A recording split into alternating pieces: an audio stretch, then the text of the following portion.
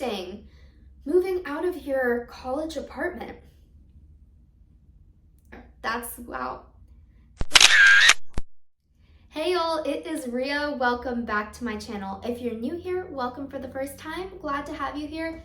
You should hit that subscribe button. And if you're returning, it's been a while. I know, so much has happened. My hair is shorter now, if you didn't already see that on TikTok. This is actually gonna be one of my last videos with this backdrop in this apartment. So much is changing, and that's why I wanted to make this video. So if y'all remember, I made a video talking about my unfiltered thoughts about graduation, and I had made that video right before my last semester of college. Hopefully in 5 years I can look back at this video and be like, wow, that's what I was thinking back then.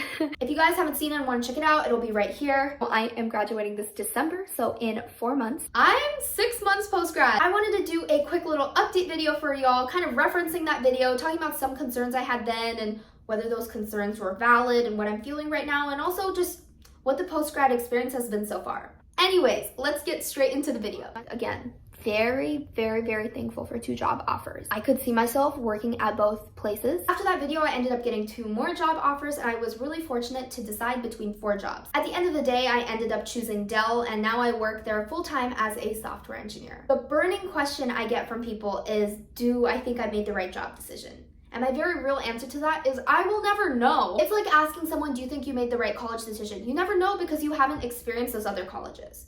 What I can say though is I'm really enjoying what I'm doing, and I really enjoy the team I'm on, and everyone is so nice to me, so accommodating, and is always ready to help me with whatever I need. I did have my reservations at the start for choosing a position that was software engineering because I was not a computer science major, I was an engineering major.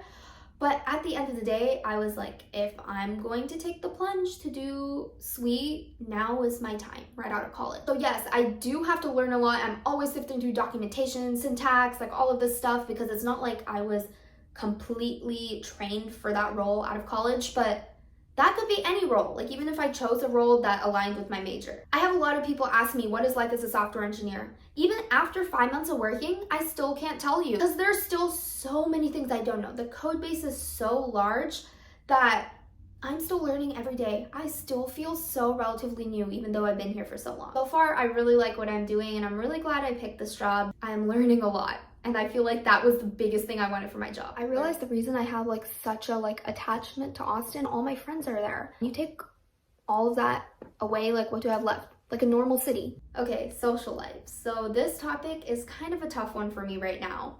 I'm really fortunate and really grateful that my job that I chose ended up being in Austin, where I've gone to school for the past 3.5 years.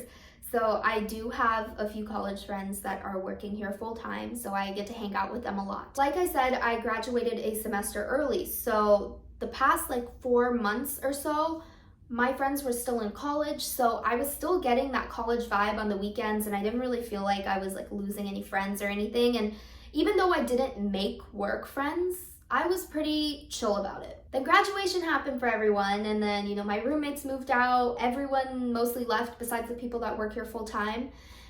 And I started feeling really lonely.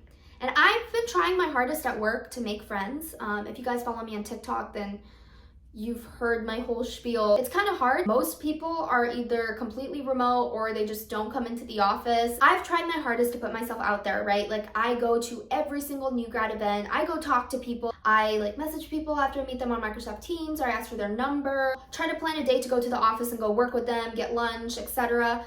But it's really exhausting. I feel like I'm always the one that's trying to reach out to people, get a group together. Maybe I'm going a little bit too crazy, because when I did post this on TikTok, people were like, you just have to be okay with being by yourself, and not everyone's gonna want to make work friends. People have a life outside of work. Obviously, college, it was a lot easier to make friends. Everyone's in the same boat as you, everyone's the same age range. We have a whole new batch of new hires coming in August, so fingers crossed. I've seen so many TikToks about post-grad depression. That's scary to me. I don't want to have to go through that. Hopefully I don't. The last thing I want to reference from the last video was I talked about post-grad depression.